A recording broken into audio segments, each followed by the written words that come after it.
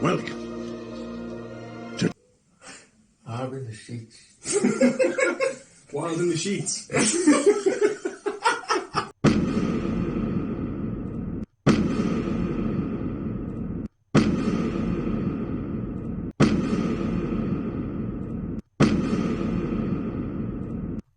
Welcome to the Bon Jovi Talk podcast. So we're back on the Bon Jovi Talk podcast. Some of you might remember Adam, who was on one of the very first Bon Jovi Talk podcasts. I don't think I've ever had a response with with so many laughs, and even to this day people are still commenting about that podcast. So for those who don't know you, Adam, I'll let you introduce yourself and whatnot first. Yes, I am the great Hughesy from the It's Hughesy Hello podcast. Kind of racist, but not really. I used to be kind of a comedy person, and I had this old routine where I noticed that the C word, otherwise known as cunt, fits so easily into Bon Jovi song lyrics and titles, which is one of the reasons, which I'll talk about why I didn't so much enjoy last time I seen them live, because a dad with his kid tried to start a fight with me. Okay. Yeah. Because you were singing that word? Oh, yes, I was. Was that to every song, or was it just one or two? All of them. So what did the dad try and do? He said that he turned around and he goes, "Could you not say that so much in front of my kid?" And I was blocked because I'd been drinking all day. And I says, "Well, no, I will say it, and don't like it's not a PG event." And especially when we got the bad medicine, which you can guess what I renamed it. And then the girl I was with, I kept grabbing her and all this stuff, and so fuck him. I'll do it again. So where was that? Was that at the Dublin shows? Yeah, at the RDS. Yeah. So did you go to both nights? Just one, and I've got to be honest, I think that's possibly the last time I'll see Bon Jovi. Oh wow! How come? That week for me was I went to see Metallica on the Saturday beforehand. Then during the week I went to see Fleetwood Mac, and their support act was the Pretenders, and then Shane MacGowan was there. That was one of the best fucking gigs ever. So the expectations for Bon Jovi were unreachable for any band. Yeah. And on top of that, I was badly hungover from the previous weeks. I'm drunk again. I mean, not right now. I was drunk that day. So it was just unreachable. And then the thing, it's weird. I was talking to someone about Bon Jovi yesterday, and there's such a 50-50 band for me, and that I really love some of the stuff, but then a lot of the stuff I fucking hated. And sadly, they didn't play a lot of the shit I wanted to hear. It just wasn't my kind of gig. So I want to know, obviously, kind of similar to yourself, I kind of want, different songs played at Bon Jovi shows, but what were your expectations for the set list? That you followed it at all, or? I hadn't been following it, but you see, for me, I only really go up to the 90s, to the These Days album, and then it didn't like anything else they've done for years, apart from the single This House Is Not For Sale, which you can guess what I retitled. And so apart from I Want to Hear the 80s and 90s and nothing else, but Bon Jovi still plays a lot of stuff from every album. So but one of the things I noticed about that gig was I didn't seem to be the only one thinking that, because there was a lot of people going to get drinks and a lot of people going to the toilet, whereas at Fleetwood Mac you didn't want to move because if you move you just lost your spot. Yeah, that is one thing that I've noticed at Bon Jovi shows, is that a lot of like piss breaks and time to go and get a drink and whatnot, and it's quite embarrassing, especially when they play the ballads. It just kind of the floor kind of just empties out. Yeah. What was your expectations then going up? Obviously you said that you've seen Fleetwood Mac and who's the other Metallica, so with your expectations being high, was that just because the other shows were so good, or because you've seen Bon Jovi before and they've put on a show before? it was that. I remember getting home from Fleetwood Mac in the morning after. I was sitting on the sofa, hungover, and Bon Jovi Live from Wembley Stadium was on. Okay. And that's when they were fucking flawless, and the set list is great, and every song is amazing, and it's like, I can't wait for this. But then they had the Manic Street Preachers as a support act, which for me, they're one of my favorite bands fucking ever. So when they did their support slot, it's like, nothing's going to top this. Yeah. And then I remember there being a weirdly long gap between the Manic's last song and Bon Jovi. Like, it's like 45 minutes. It's like, that's way too long. Yeah. What did you think of the Manics obviously supporting them? That was the first time I seen them 4 times that week, but I thought they were really good. But obviously, yourself being a fan, you know, were they as good as they used to be or anything? Yeah, they're one of those. See, the thing about the Manics, it's a shame, is that they're still exactly as good as the 90s, but just the popularity is fucking dwarfed. But I thought they blew Bon Jovi away, and I knew, it's like, right, this is going to be a problem. And on top of that, I was in kind of a bad mood because, not to be sexist, but the stupid bloody woman who was driving us from Belfast down to Dublin took the wrong journey. So we arrived down there 2 hours later than planned. And then when we got to our place where we were staying for the night, she had said to us, oh, this is walking distance from the venue. And it was, if you wanted to walk for 4 hours. So it's like, we as soon as we got down there, we're drinking, and we're like, oh, we'll go order a taxi. And they're like, oh, we can't get a taxi. It's fucking Dublin on a Saturday night. And I was like, shit. So we go to walk. We realize how far away it is. We had to jump on a bus, and then the bus driver was giving me shit because I'm drunk and I'm trying to act sober. And then when you get there, it's like, oh my God, if you just would have done what I said when I told you to do it. So I want to know what was, for you, what was disappointing at the Bon Jovi show? Was it John's vocals, the energy, the crowd, the set list? Was it just a combination of everything? It was a little bit of everything, because the thing about Bon Jovi, it's not that he's shit, because he's not shit, but it's just that you expect so much of him based on the 80s and 90s stuff. Yeah. And I think the fact that he's at this age, it was like it was an unreachable expectations. But even just stuff like the set list, which I've got up here, like I got this stupid fucking thing.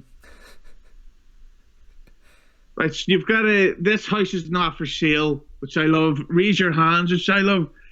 Then it gets shit for ages.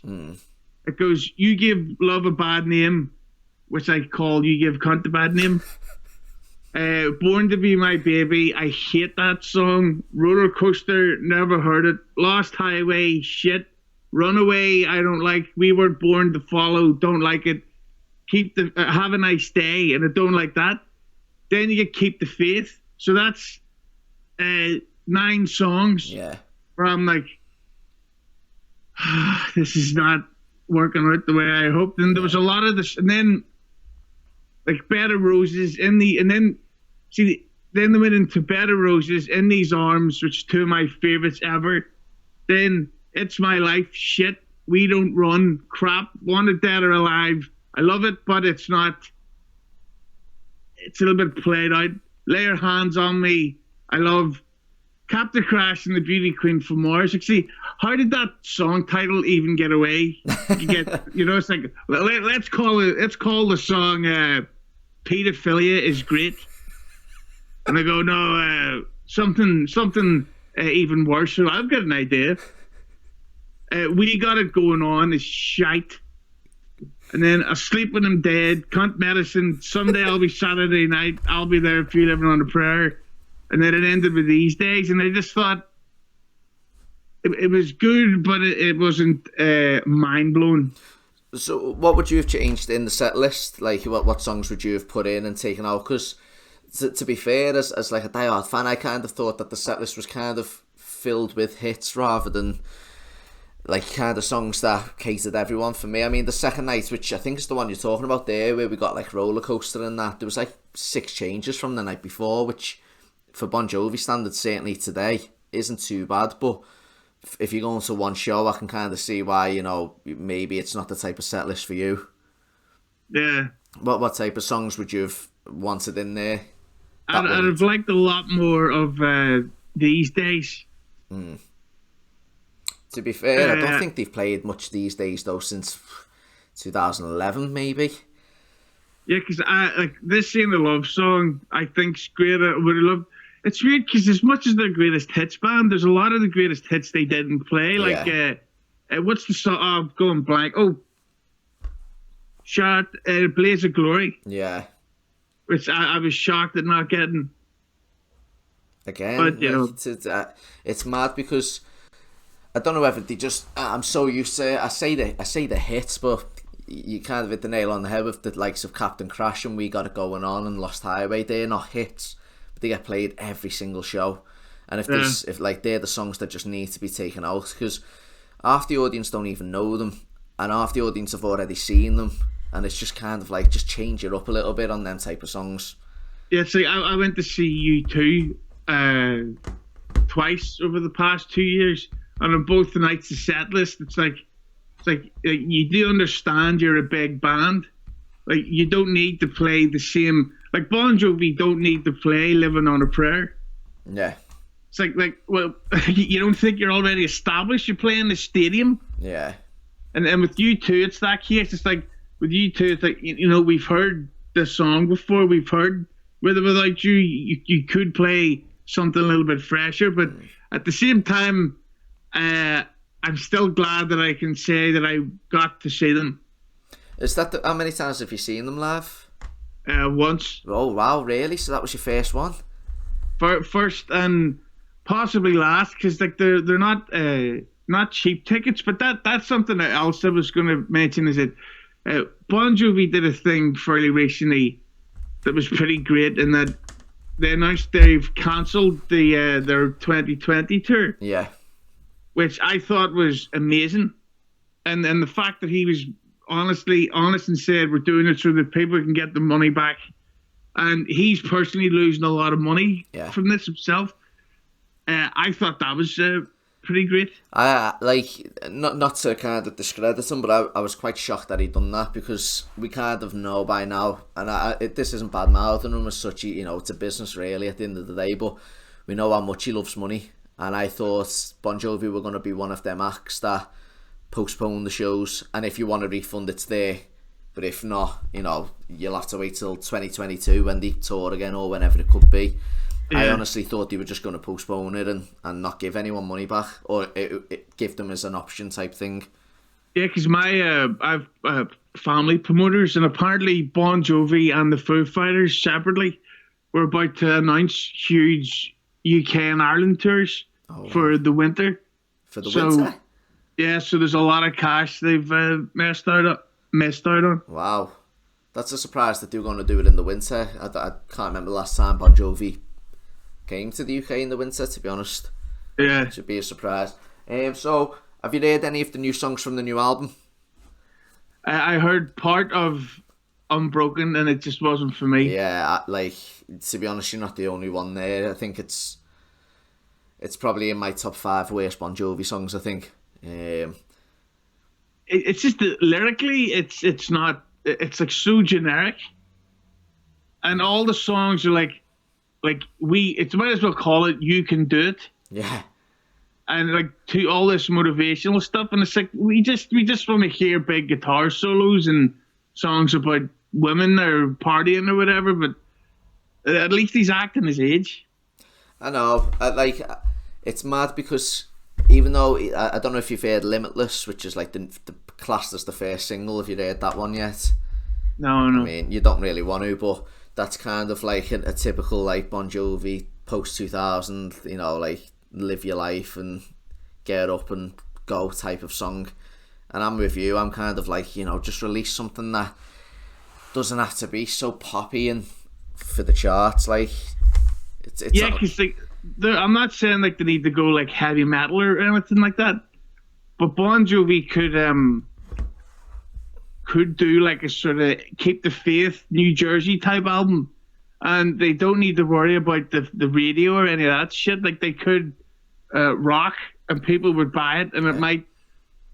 Like, Bon Jovi keeps going on about how much he loves Bruce Springsteen, and it's like, right, so why don't you do that sort of Bruce Springsteen stuff? Yeah.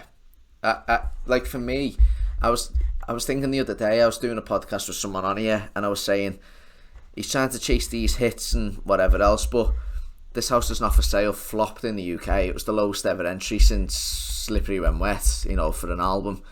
And then they're still selling out stadiums, so it's not like they need to release new music to sell out these stadiums, because no one's even listening to the new music. Yeah, it's like the Rolling Stones just put out their first new song in 15 years or something. Yeah. And that's not going to make them any bigger. Like with bands like Bon Jovi, Rolling Stones, they've made it. So they can't get bigger because they've already played in the biggest venues on the planet. So new stuff only kills off casuals. But at the same time, fuck them.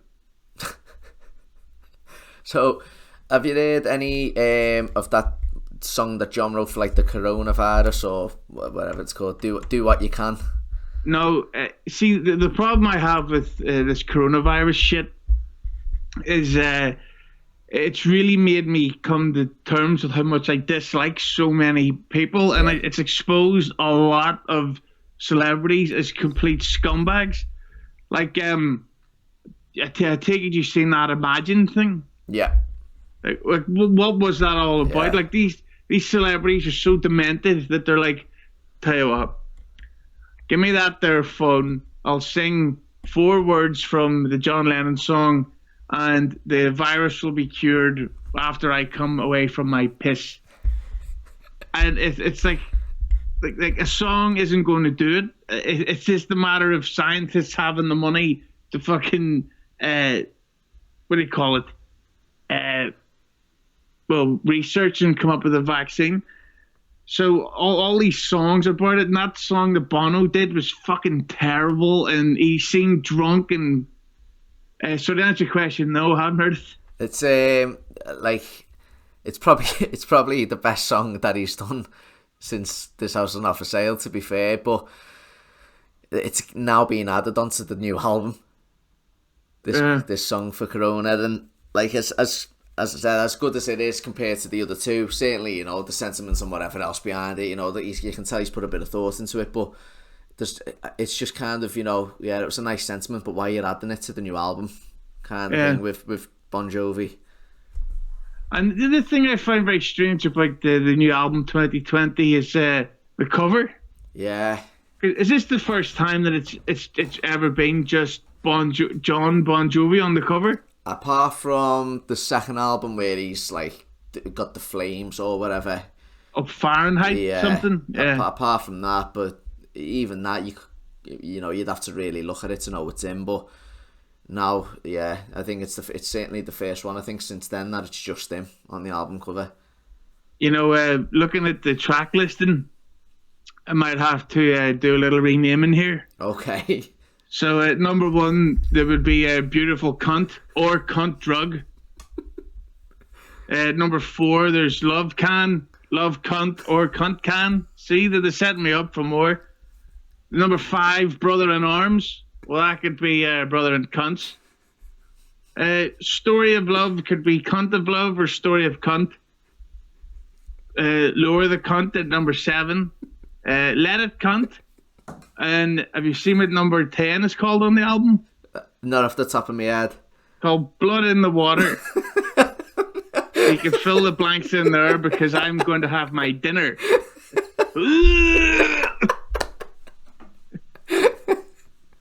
Someone said the other day on Twitter that they want you to merge one song title. So, like, for instance, one name song title. So you've got like Fear, which is one. They want you to rename any Bon Jovi just one word song title and put your favourite word in front or after it. Oh, well, fear would then be Flaps. Any others? Let's see. Bounce would be Blurt. Undivided. Well, we don't even have to change that one.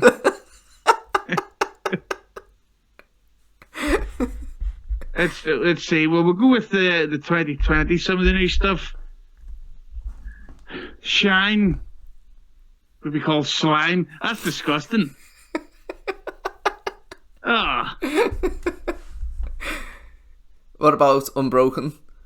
Yeah, see, he doesn't have to change. But with Bon Jovi, do you think they keep putting out new stuff because they feel the need to, or because they actually want to? I genuinely don't think they want to, because you only have to look at the set list there that you went to, the Dublin one. What is the 2 songs from the new album? This House is Not For Sale and Roller Coaster. I think they were the only 2. You know, from when the tour's named after the album and you're only playing 2 songs, it's not, you know, it kind of doesn't kind of prove to me that you want to play the new material. Yeah, but I still think though that This House Is Not For Sale, I think that's one of their best ever songs, because is there something about it? It's like there's what's the term? Bombastic. You know, as in like Shaggy. Yeah. Another me. Oh, what you Oh, with the thank you very much. I just think that there was so much. It seemed like with that title track, so much went into that. Yeah. And then the rest was just 10 more songs or whatever it was. Yeah, like This House Is Not For Sale didn't seem to me. It was still kind of pop rock, which is kind of what Bon Jovi have always been, really, apart from the odd song. But it didn't seem so forced and really, didn't, you know, nothing like It's My Life and Have a Nice Day With You and Every Day where they're just trying to copy the same song. They really lyrically doesn't change much, because like, what's the album? Who Says You Can't Go Home? What album's that on? Have a Nice Day. Yeah, that was strange, and then there was another one. We Weren't Born to Follow. They all kind of sound like they're the same song. Yeah. Well, this, like, John's kind of described this album as like a politically, socially conscious record again, which, you know, they just kind of need to get rid of. In my opinion, they just need to sack that off now. Yeah, because it's funny you mention that, because one of the guests I had on my podcast since I spoke to you was Kitty Hopkins. Oh, yeah. And see, I wanted to talk to her for not. See, the thing is, she says a lot of really racist shit, and I don't agree with her on that point of view. But what I do agree with her is her opinions on physical health and healthy eating. Because I'll send you the photo after this. But way back over a decade ago, after I left school, I couldn't get a job. I got up to like 260 pounds. Wow. It was really out of shape, and if it wasn't people taking the piss, then I would have fucking probably had a heart attack or something. So then it's just fucking gotta lose weight, gotta get in shape and all that. I agree with her on that point of view, but then I think people need to leave politics out of stuff, because after she appeared on my podcast, I get all these new followers on Twitter and social media from these right-wing people, and they're like, you should do an episode about getting rid of that gay marriage, and be like, why would it do that? Yeah. I don't give a fuck. I wasn't even agreeing with her on most of the shit we were talking about. What made you get Katie Hopkins, or how did you go about getting her on? I mean, I know this has gone off Bon Jovi, but I'm intrigued. How did that go? Yeah, I just I happened to see her. I think it was on Instagram, and her email's at the top of the page, and I thought, fuck it, I might as well try.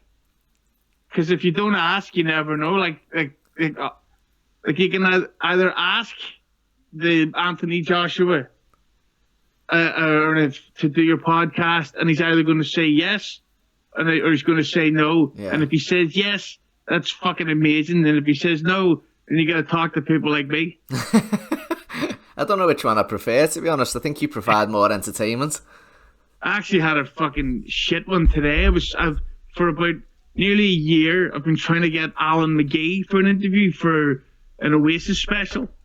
And Alan McGee was Oasis's manager right up to the end.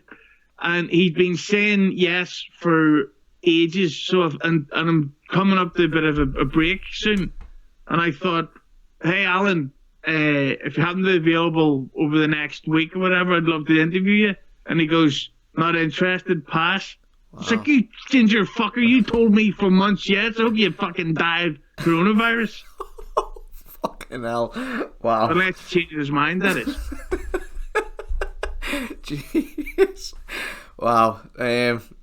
Gone off a little bit off topic there, but I don't know how to bring it back, to be honest with you. So he is a cunt, and the word cunt fits so easily in the Bon Jovi lyrics. Into lyrics, okay, that's a different one.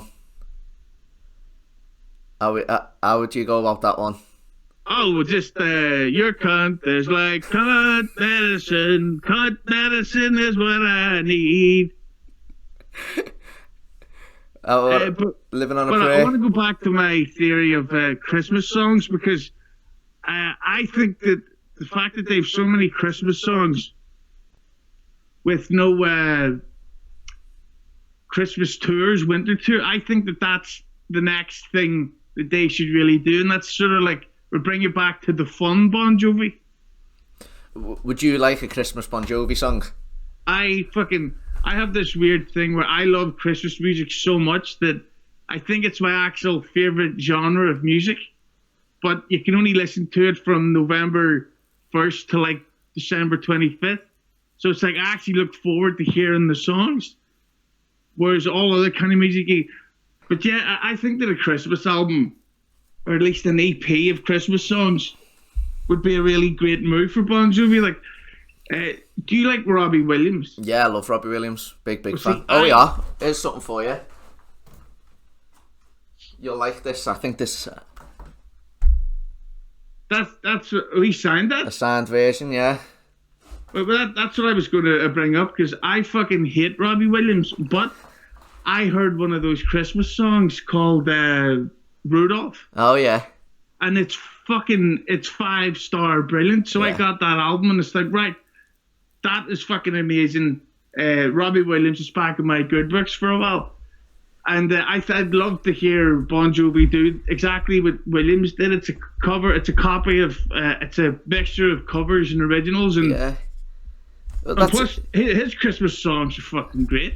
Well, there's like, as you said there with the Robbie Williams one, there's like 24 songs on, like, it's like a double album, but yeah, like 9 or 10 of them are covers, and then the rest are all his, and I actually prefer the ones that are his ones, just something new, and they're all, it's like, I absolutely loved it. I listened to it a lot over Christmas, but it got me thinking, like, I'd love, because like the last Bon Jovi Christmas song we got was what, like 93, something like that, 94, with Please Come Home for Christmas. Yeah, the blowjob song, as I call it. The which one? Oh, of course, yeah. Yeah, there's no way. It makes no sense that she's in that video. It doesn't, to be fair. I think that whole thing was a devious concept of, we gotta get her and she's gonna suck on it. But yeah, that's what I'd love. Like, Def Leppard did a fucking Christmas song about 2 years ago. I don't know. I don't understand why they haven't, to be honest with you. Again, it's, you know, if they're kind of releasing new music that's going unnoticed, you may as well try and release a Christmas song to get some exposure. Yeah, I mean, for all they know, it's going to be a massive hit. It's going to give them their next big next big single. And I think it's worth the risk. And all they could do is put out like a 5-song EP with Please Come Home. I wish every day could be like Christmas. They did Blue Christmas, and then 2 or 3 new ones, and everyone's going to be like, you know, fucking nice one from Bon Jovi. Yeah. Why do you think they haven't released a Christmas song for a while then? I think that John Bon Jovi's got himself in this weird sort of like business mode. And it's kind of like there's a seriousness to him that I don't like. I do like the fact that he's thought about other people with this tour cancellation, but when you see him being interviewed today compared to the way he was before, like, he refers to the band as an organization. Yeah, like, we gotta work on the organization, and it's a fucking band. Like you've got a song called Blood on Cunt, you know, it's not, I think, ain't another cunt. Is there any other bands that you can fit that word into? Is it just Bon Jovi? Well, AC/DC's too obvious, but we'll try with Robbie Williams. Okay, that sounds So good. type this bastard up here. I'll tell you what, after Robbie Williams, try John Bon Jovi solo albums and Richie Sambora solo albums. Okay, well, we'll start with here's Robbie Williams' greatest hits.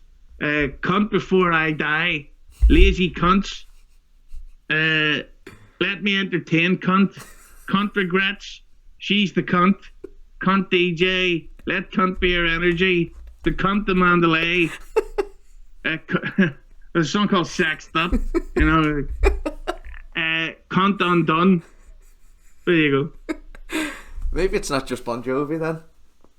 Yeah, but with John Bon Jovi's solo stuff, this would be good. Yeah, because some of them album titles are quite, song titles are quite strange as well. So, let's see here. What was it? The album he did, Midnight in Chelsea. Destination Anywhere. A Destination Anywhere. Where are you, you bastards? Ah, fuck! I can't find them. Where's the Young Guns? Should all be on there, I think. What are you on Spotify? I'm on I'm on iTunes here. Ah, okay. I could probably read them out to you if you want and see. I'm sure you can mix them up.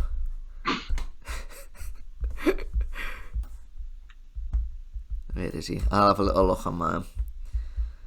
Yeah, definitely on Spotify, both albums.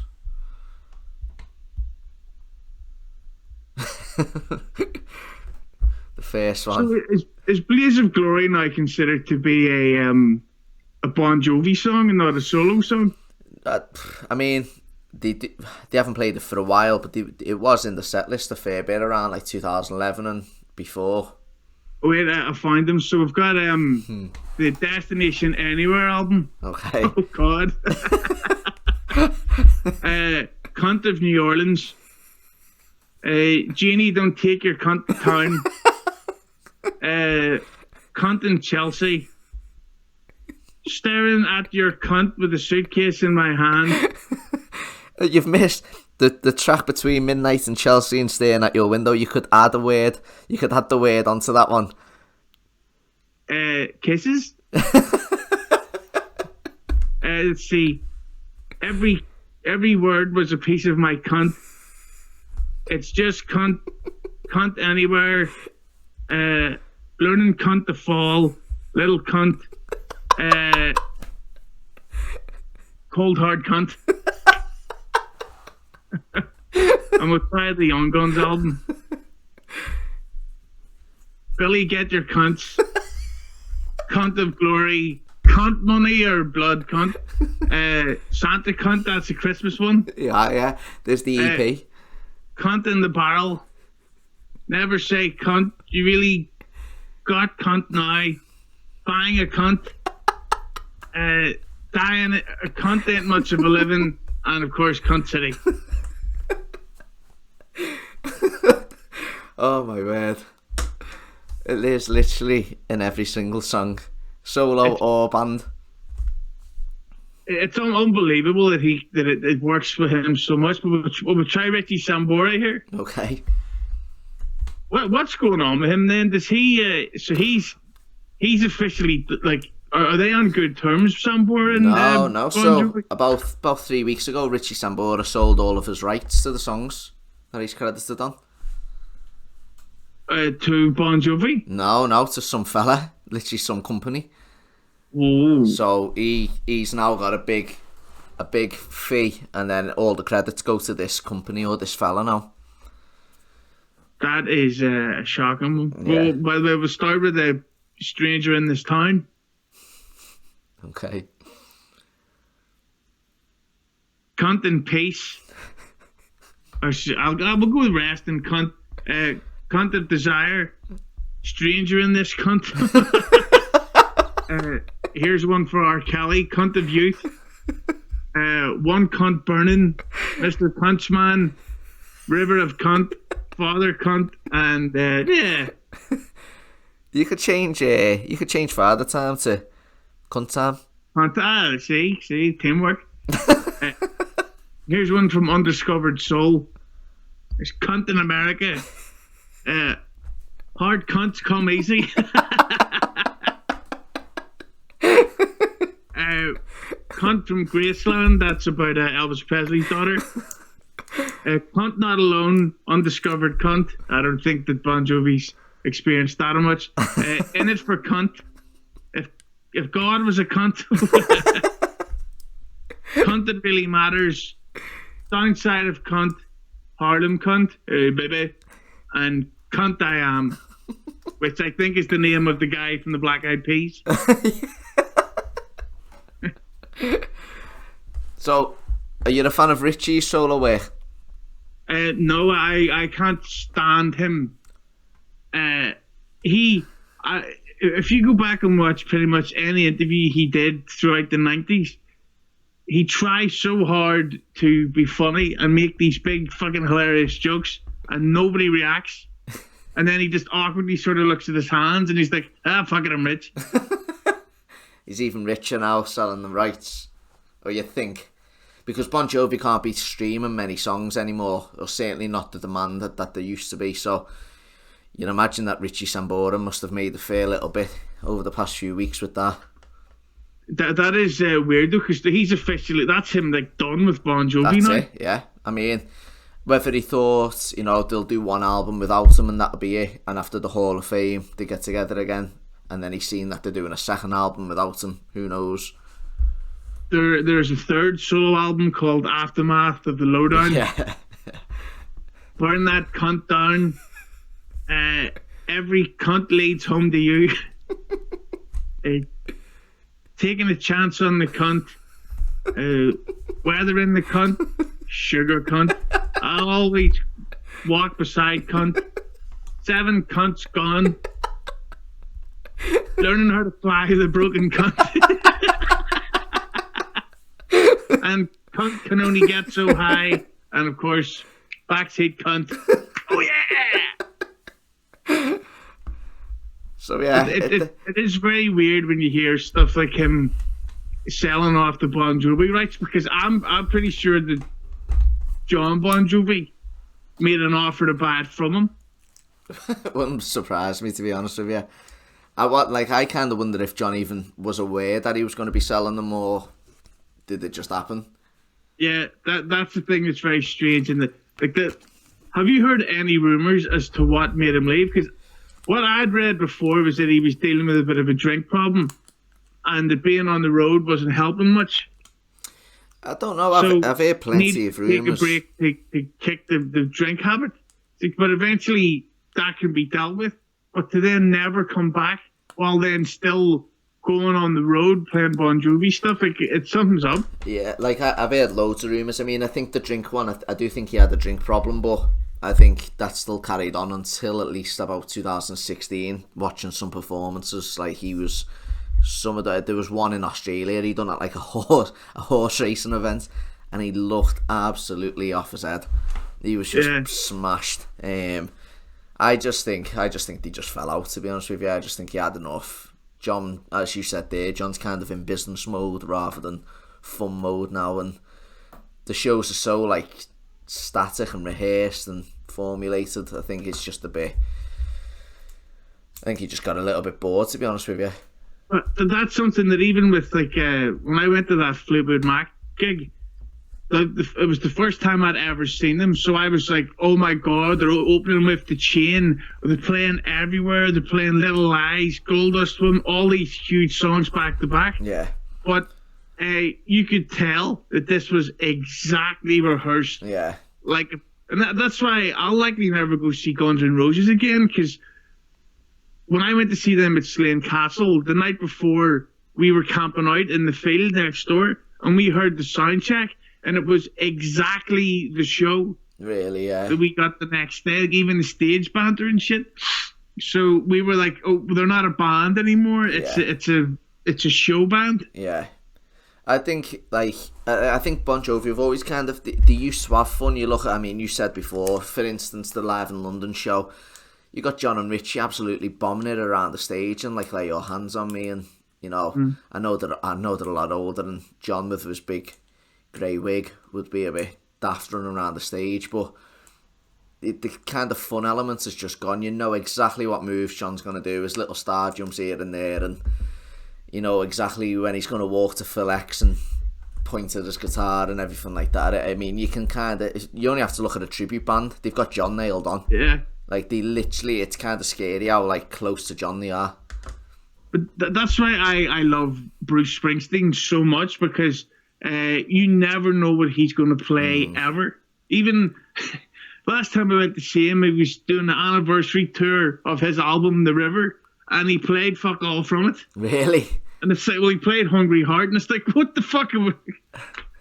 Well, I've got a question with the Bruce kind of comparisons. So, obviously, I know he probably didn't sing songs as high as John, you know, back in the day and whatever else, and destroy his vocals, but he's like, what, 10 years older than John, is he? Something like that. John's, what, 56, is he? 58? John's 58.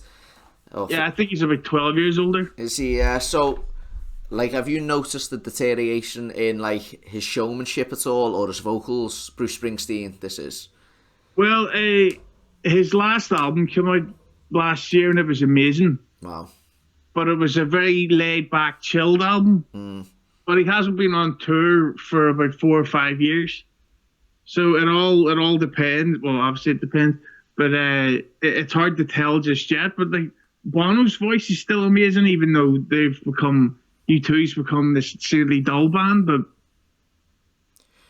Bono's voice went downhill for a while, didn't he? And then it seemed to pick up again around like 2004 or so. I remember he's a fucking... see if the stories that Noel Gallagher says about him are true. Bono's a fucking raging alcoholic. Is he? Yeah. Yeah, because he told a story where they were doing a show in Ireland, and they went out drinking afterwards, and Noel says he woke up in this random house, which when he woke up the next morning, he discovered it was Bono's house, and then because he went into the kitchen and Bono was there having scrambled eggs with 2 beers.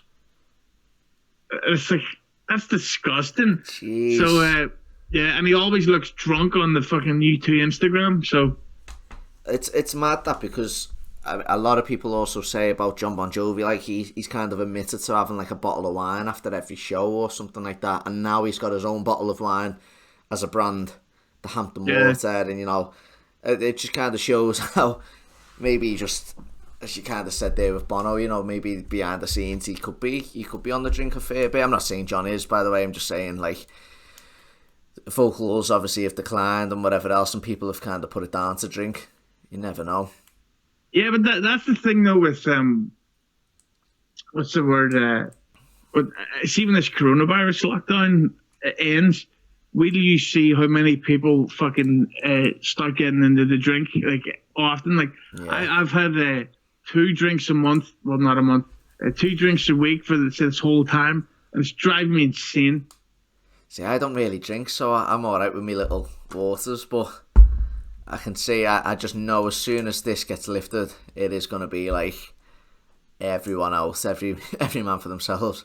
Yeah, but that's what you're lucky, because you're a personal trainer, because I didn't notice until this morning I was brushing my teeth that, like, fuck, I've put on a lot of weight.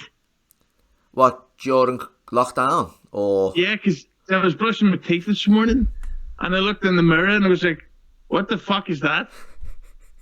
And it's like my whole gut was down, and it's like, but I've been running every day, and I've been training every day, and it's like, yeah, but you're also sitting down a lot more. Yeah. So it's like, so as soon as this fucking lockdown's done, I'll slowly try to do it. So I want to know, obviously, did you say that you haven't listened to the This House Is Not For Sale album? Haven't listened to that. I only heard that one single. How come you haven't listened to the album, especially with how much you like that song? How come you haven't listened to the rest of the album? I remember when that single came out, they seemingly went on this like 2-year tour of America. Yeah. And then I thought, well, by the time they come here, I'll give it a go. and then when they did come here, I just thought, I don't give a fuck. You didn't miss much as well, because as I said, they only played 2 songs from it. See, that's the shit that does my head in as well. Is that, like, I love AC/DC, but they'll spend like 3-4 years making a new album to then never play it live. Yeah. It's like, well, why didn't you just fucking go back on tour? And you could have done it for a whole extra year, but these artists. But as you said, does the Bon Jovi even need to do it anymore? And the only reason I think now is that they do combine these new albums, is just because they don't want to be classed as this nostalgia band, as John always says. I'm still releasing fresh material and whatever else. Which I don't get, because if they did like a Keep the Faith anniversary, which is coming up, yeah, 30 years, in 2 years' time, it's a 30-year anniversary of Keep the Faith. Yeah. I would 100% go to that. Oh, 100%. I think so many would. I think in 3 or 4 years' time, in 3 years' time, it's like the 40th anniversary, and just because of this whole nostalgia thing, I don't even think they'll do anything for that. Whereas imagine releasing, like, singing the songs of like the first 2 albums back again. Yeah, but that's what I don't get. Like, this year or last year was the 25th anniversary of Born USA, and Bruce did nothing for that. Yeah. Which I couldn't fucking, like, one of the biggest albums in history, and you do nothing to celebrate it. Yeah. AC/DC, it's the 40th anniversary of Back in Black this year. Yeah. Which I'd heard there was going to be some sort of celebration, but obviously not.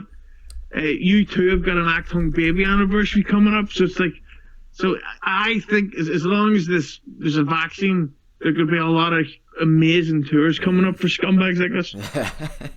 Do you think there'll ever be anything like that, like you said, a Keep the Faith type of tour, or a Slippery When Wet tour, or do you think that there'll be a 40th anniversary, which might be the end of Bon Jovi? I think that business-wise, I think what'll happen is that they'll be like, we're going to do a small tour of anniversary shows, and then that usual shit of, Shepherd's Bush Empire sold out in 2 minutes, so we've announced 10 nights at Wembley Stadium. Yeah, it's like, yeah. I want to know, like, did you hear where Bon Jovi were meant to be playing in this winter tour? Like, that was rumoured. Just like the UK and Ireland, like arenas for it, I would assume. It's mad though, isn't it? I mean, the fact that they still sold out Wembley Stadium and Anfield and wherever else in the UK, and the RDS in Ireland and that. Like, why? Makes you wonder why they're doing a winter tour. Yeah. So soon. Well, I think it was just because I think it was kind of the case of, well, why not? Because it seemed like the Foo Fighters have always been rumoured to do that, but if they did, but then again, it's probably a load of shit. So would you not even see Bon Jovi in like an arena setting now? Do you not think? I would probably do it if they played in Belfast. Yeah. But I'll not be going like to Dublin again to see them, because it's again, like, I don't want to come across like, oh, they're shit, but going to see them live made me realise that I like them, not like, oh yeah, Bon Jovi. It's like, say for instance you didn't go and see Fleetwood Mac and Metallica, do you think the show would have been different for you? Maybe, but I also thought the problem is having too good of a set list, which, to be fair, is amazing value for money. Yeah. Sorry, too good of a support act. Yeah. Which is amazing value for money, so that's great on them. But at the same time, it's like the set list just wasn't for me, and it was very. They didn't do a set list for casuals; they did it for more diehards. And sadly, I'm on the casual side. Do you think? What was the question? Have you seen who Bon Jovi were meant to have support them in America? Your volume went down again. Has it? Is that better? No. No.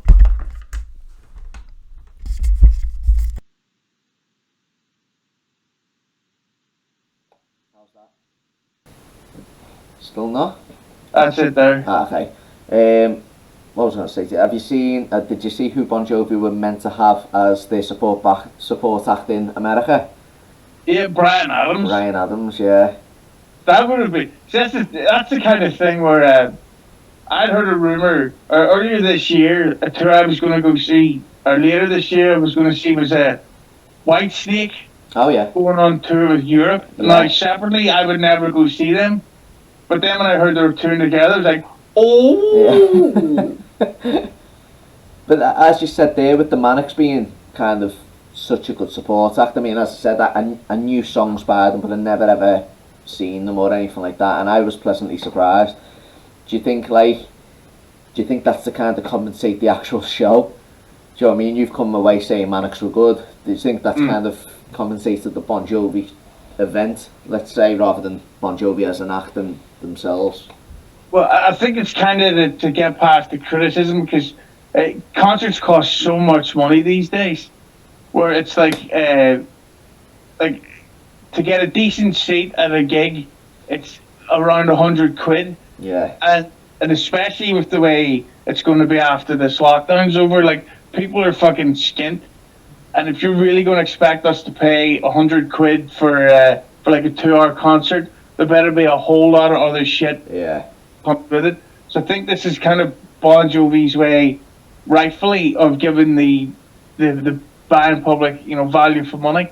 Which, I mean, 'cause they had Def Leppard open for them on that tour as well, which I thought was... Yeah. I'd have shit myself if I'd have seen Def Leppard. Yeah, before it all got announced, or before Manics got announced, I kind of wanted Def Leppard just because I knew of them more than Manics. As I said, I've come away, kind of call myself a Manic fan now, but would you go and see Bon Jovi with Bryan Adams in the UK? Would that I probably would go see. Would you? Can I tell you a quick Def Leppard story? Go on. So when I went to see Fleetwood Mac at the fucking RDS, and we're watching the Pretenders, and then fucking Shane MacGowan from the Pogues came out to sing with the Pretenders, so my fucking head's blown away. Then we're watching Fleetwood Mac, and I remember being this big, fruity-looking, long-haired, blonde-haired guy near me, and I was like, what a twat, to get your fucking haircut, you girl. And then I'm looking at my photographs from when I go home. Joe Elliott, the lead singer of Def Leppard, was standing in front of me the whole fucking night. Fuck. And I thought, how the fuck did I... Because I love Def Leppard. And I was like, how the fuck did I miss that? Was you pissed? No, I wasn't even that drunk, and he was... I don't even think he was drinking. And I just thought, I'm so pissed off, because the Def Leppard meet and greet's like 500, 600 quid. And at the time, I was going through a lot of money problems. It's like, I could have just said, Mr. Elliott, any chance of one of these, or I'll knock your fucking bollocks in. But, yeah, it was, I couldn't believe that. So, yeah, that's my Def Leppard story. See, it's mad because 500-600 quid, I mean, John Bon Jovi charges a lot more for a meet and greet by the sounds of it, with them runaway cruises and whatever else. Yeah. Have you seen anything on the runaway cruises and runaway to paradise shows and all that? Yeah, they seem shit, but I remember seeing a thing that on one of the cruises he arrived via helicopter and then got right off the boat straight away. So yeah, like that's not the way it was advertised. Like, yeah, he doesn't stay on the cruise. He literally on and off. That's him. Yeah, unless he did the Bon Jovi Christmas cruise, the cunt cruise. Would you go and see the Christmas cruise? If he said he was just going to play a full show of Christmas songs, one night only in Slane Castle, actually maybe that might be cold, in, I don't know, somewhere in Dublin that's like closed off, would you go and see them? 100%. I'd fucking... Christmas makes me like Michael Bublé, and he's not usually my kind of thing. Oh, I love the Bublé Christmas album, me. Oh, the Christmas album I love, but the rest of it I think is a pile of shite. See, I'm quite like you. I love Christmas songs, and one thing I have always wanted is a new Bon Jovi Christmas song. Not even to chart well, just something different. Knowing him though, he'd probably do it with some fucking R&B singer. Yeah, to try and stay current. Yeah, and it'll be all about how you can do it at Christmas. It definitely would be about that. It'll be all about sharing and giving, and it wouldn't be to celebrate or nothing with it. It'll be all about being kind and stuff. about how his top lip has stopped moving since the 90s. He is very like stern, isn't he, when he talks now? Yeah. So, obviously, as I said, the album and the tour, you know, being delayed. Do you think you'll listen to 2020 at all? I really doubt I'll ever listen to it by choice. Really, yeah. Yeah. It's just, new Bon Jovi doesn't interest me, because, like, since... Right, here's the thing. My peak fandom was back in 95 when These Days came out. Yeah. And I loved it, and then they did the tour and they kind of vanished. We did, yeah, because then, yeah, Crossroads came out then These Days. Yeah. And back, there was like a 5-year gap between albums, and back then there was no internet or social media. Well, there was internet, but you couldn't like get up to date news. Like, oh, they were in the studio, so we had no fucking idea. Yeah. So, and 5 years back then was a long fucking time. And I remember seeing the big banner in the HMV, and it says, new Bon Jovi album coming out in like 4 months' time. And you're like, what? And then they're like, new single debut next week. And you go, what the fuck? Yeah. The new stuff. And then It's My Life came out, and I hated it. Wow. And then Crush came out, and I fucking thought it was terrible. And that burned me off new Bon Jovi forever. And really, there hasn't been much. And Crush is only 20 years old. Yeah. So in 20 years, there's been like 3 Bon Jovi songs out, like. Yeah. So the idea of anything new by them is like, not for me. Well, before we wrap up, that kind of makes me want to ask you, why don't you try and get the Limitless song on Spotify and just tell me what you think of like the first verse and the chorus while we're on here. I want to know your thoughts on it, because like a lot of Bon Jovi fans, a couple have grew to like it, but a lot of Bon Jovi fans despise it, and I'm not a fan of it at all. It's, as I said, it's very basic and what you'd expect from Bon Jovi, but some people do like it, so I kind of want to get your thoughts on it. I'll give the old iTunes preview. You know, I think that Spotify is the reason for the rise of concert ticket prices, because nobody's buying music anymore. Yeah, oh, definitely, yeah. All the money. So they're like, right, fuck, well, if somebody won't buy my £10 album, then I'm going to charge them 120 quid for my concert. Yeah. So I'm going to give the Limitless preview here a click on iTunes. Okay. There we go.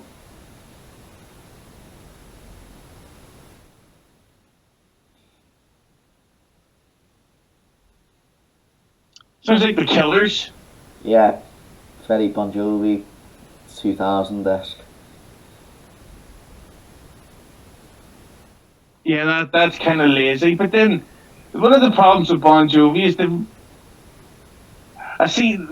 thing about this fucking song is they've done this before. Exactly, yeah. It's just nothing new, and like the thing is as well, before it got released, they put like a little 30-second preview up on their like YouTube page, and it sounded alright, and like that was the best part of the song. It was like the verse where it had a little bit of like aggression to it, and then just it's so shit after that. Yeah, but it seems to me that they do the thing that U2 did, where they're making a new album with some poppy rock song like this that they can open up the new tour with, and then yeah, see that's not going to attract any new fans. Oh no, yeah, definitely. Like it's just, it hasn't attracted new or old, to be honest with you. It's just nothing new at all, and it doesn't get, that hasn't got me excited for the new album, put it that way. Whereas This House Is Not For Sale did. Yeah, This House Is Not For Sale, I fucking love it. But so is the 2020 album still coming in May, or have they delayed it? No, it's delayed until October 30th, I think. Yeah, if that's the fucking sound quality, I actually look forward to the next batch of coronavirus. I'm a bit disappointed, because like, even though there's like 6 months delayed or 5 months delayed like on the album from now, nothing's going to change. It's not like he's got like, you know what, after 5 months I might add another song or two. We've already heard one of them, which was for coronavirus anyway. So it's you know, delaying it 5 months is going to do absolutely nothing to the album. You know, you could change the album cover for a start. It literally looks like a photo in like my nan's house. Yeah, it looks like a shitty podcast cover, which I'm guilty of myself. It's an awful album cover though. It just shows what the band stands for now. It's just John, really, isn't it? Let's be honest. But what would be funny is if it get delayed again. Then they have to change the album title. Exactly. Like, what's going to happen now with this tour that's been cancelled? Is it going to be labelled the 2021 tour with a 2020 album? Yeah. Like, it just makes no sense. The remake raise your hands up. Wash your hands. Wash your hands. Right, is there anything else you want to say before we wrap this up? Yes, if anybody's a fan of new podcast, you know mine, it's called It's Hugely Hello on iTunes. There's a whole mixture of backgrounds of guests we've had on there, from the world of boxing to the world of pro wrestling to comedy. Coming up soon, if you're a music fan, we've got Simone Marie from Primal Scream. She's the bass player. We've also, from the film world, we've had the writer of Die Hard, Stephen D'Souza, the director of iRobot, writers of all kinds of shit. It's Hugely Entertainment on iTunes, and if you want to see the video version of some of the stuff, check out Hugely Entertainment on YouTube, which very frustratingly has a pretty decent subscriber count. They've got about 9,000 subscribers. Wow. But the view count is fucking pathetic. And I don't understand how or why that is. Yeah. I've got over 9,000 subscribers, and I uploaded a video last Friday that has about 48 views today. Wow. And I don't get that. Yeah.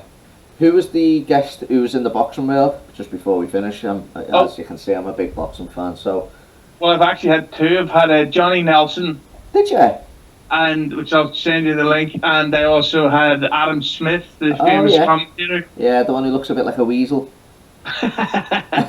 Yes, and they were both on, and I'm hoping to get soon. Do you know Anna Woolley?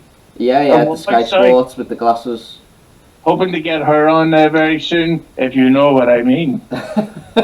How did you go about getting Adam Smith and Johnny Nelson on? Yeah, it's just like the whole thing with Katie Hopkins. Like, a lot of people put their emails up on the website or whatever. Yeah. So I thought, fuck it, if they say yes, great. If they don't, well, fuck them. Definitely send me them too. As I said, I love my boxing, especially Sky Sports boxing. So I'll listen to them definitely. All right, I'm sending them as you drink that water. So yeah, we'll wrap this up, Adam. Hopefully, there's plenty more songs for you to rename on future podcasts. I hope so, and we should definitely do a Bon Jovi Christmas discussion for my podcast towards the end of the year. Sounds good to me. I've just got your link. Sounds good to me. You never know, with the album being out in October, who's to say Bon Jovi don't release a Christmas song to coincide? Yeah, and who says you can't go home? Oh, there we go. We'll end on that. Cheers, Adam. No problem. See you soon. See you soon. Ta-ra.